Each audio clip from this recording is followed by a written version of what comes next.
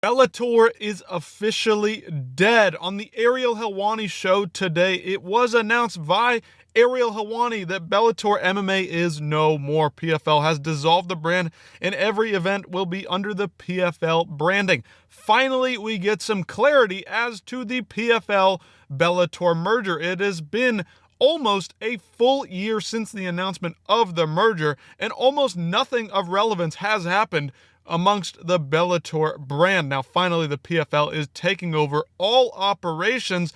The old guard of Bellator may officially be completely out of management. They were kind of holding on to some threads leading into 2025, but it is now officially over.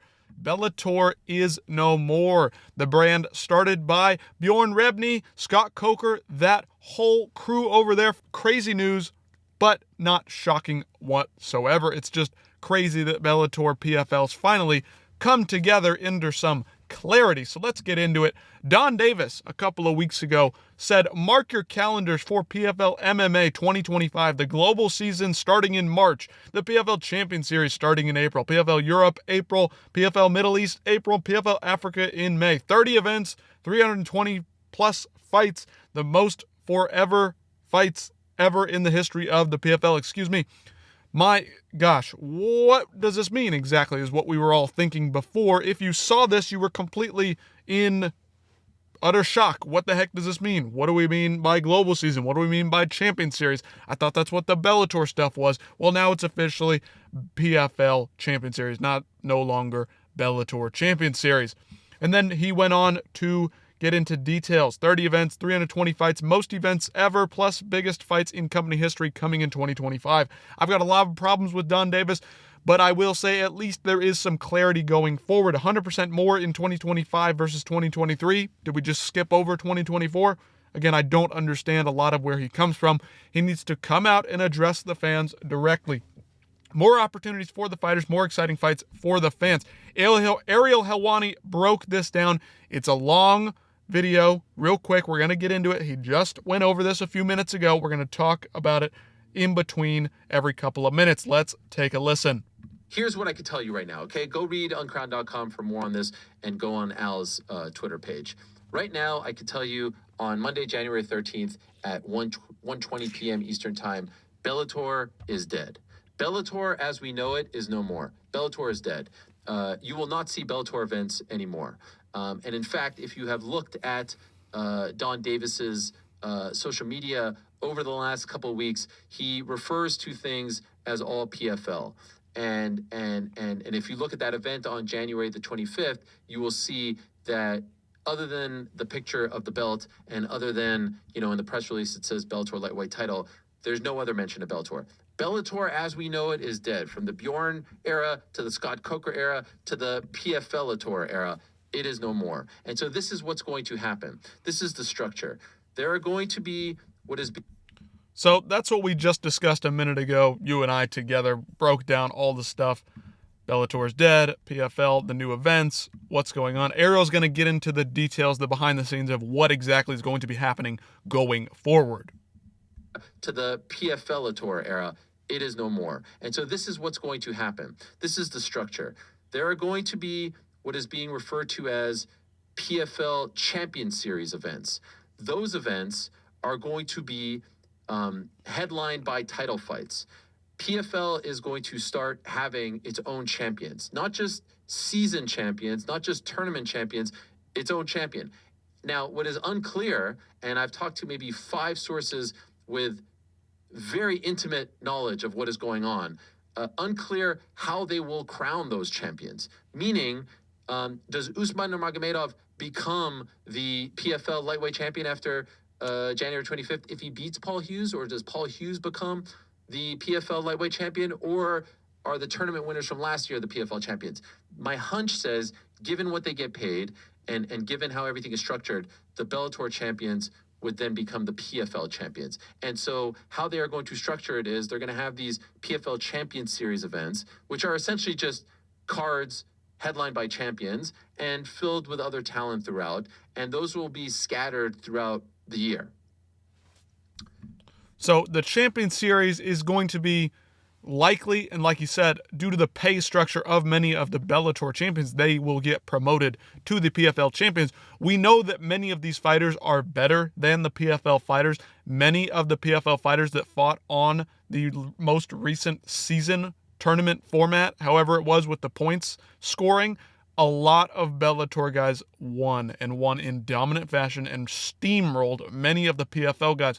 So it would make complete sense, and it would honestly be the easiest thing to do, is to promote all the Bellator champions to your official PFL champions. This would just make sense because of what they've done over the past year to all of the PFL guys. Now, there's some good PFL guys. Paul Hughes beat AJ McKee. That was quite a bit of a shock. I thought he did a lot better than I was expecting him to. So that's one that, could contend for the PFL Bellator belt. Now, let's continue with Ariel. The PFL season format is no more. What it is now is somewhere in the range of 6 to 8 weight classes being featured, 8 fighters, 2 alternates, single elimination tournament. There's no more standings. There's no more points or anything like that. Single elimination tournament, Grand Prix style, if you will. They're not calling it a Grand Prix. I've heard, because that's what Bellator used to call it, and they don't want to call it that. So it'll just be some sort of I think they're calling it like global tournament, global season or something like that. And it'll just be like this guy versus this guy, and you move on to the next. The winner of that tournament, single elimination tournament, gets $500,000. So it's a little bit different than you don't win a belt or anything. You might win some Fakakta belt, but you're not the champion of any sort of division.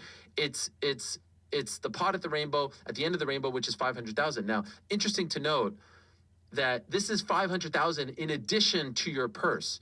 In the old days, it wasn't 1 million in addition to your purse. It was your purse subtracted from 1 million. So if you were someone, and most fighters, and different fighters had it structured differently, but some fighters would have it let's say you were someone who made 150 and 150. So it would then be 700,000 that you're winning in the final. And then there were other fighters who had fixed amount, regardless of what they were making, for the quarterfinals, semifinals, final, because maybe that would equal more. And so now it's none of that. You just have your contract, and if you win the tournament, you're winning $500,000. So that simplifies it a lot. We were kind of confused as to why they lowered the $1 million down to $500,000 about a week ago. That was announced by Don Davis in the PFL. Listen, I tend to think that this likely has a lot to do with the fact that they just don't have the money or the backing to provide the financial incentive of $1 million to 6 or 8 weight classes. $500,000 is half of that amount of money. They're already paying a lot of these guys a lot of money to fight per fight. Now, I suspect that these Grand Prix, the tournament style, the global season, will likely be 6 to 8 fighters in a 6 to 8 weight class range. They'll have 6 to 8 weight classes with 8 fighters per weight class, and they'll do a tournament style within the calendar year. Now, what happens if somebody gets injured? They'll likely have to have backups. But what does that mean? I think, and I hope, that for the PFL's sake, because I just don't understand and I can't stand the way that they run their business, I hope that it will be some of these guys that we've never heard of, the young up-and-comers, the talent, the prospects that we don't know about outside of professional MMA, that can get to come in and prove themselves on the main stage. Because if you can win 8-4, 4-2, and then 2 in the finals, that's 3 huge fights that you would have to win to make $500,000. That's the life-changing money for guys that were not making but $500 to $1,000, $2,000 to show up and fight in auditoriums and gyms across the country in lower-level promotions. They're getting a chance to win $500,000. That's a story you can get behind, not a random PFL Bellator fighter who's already making $100, $200, $300, $500,000 to fight each time, plus $1 million. $500,000 on top of their $5,000, $10,000 they're getting to compete in each fight. That's life-changing money for guys that aren't making a ton of money, that aren't even full-timing it as a career in MMA. So that's good for the PFL, good for the fighters at least. The PFL business is what I have a problem with. The PFL fighters and the Bellator fighters, this is where it's going to get a little bit tricky.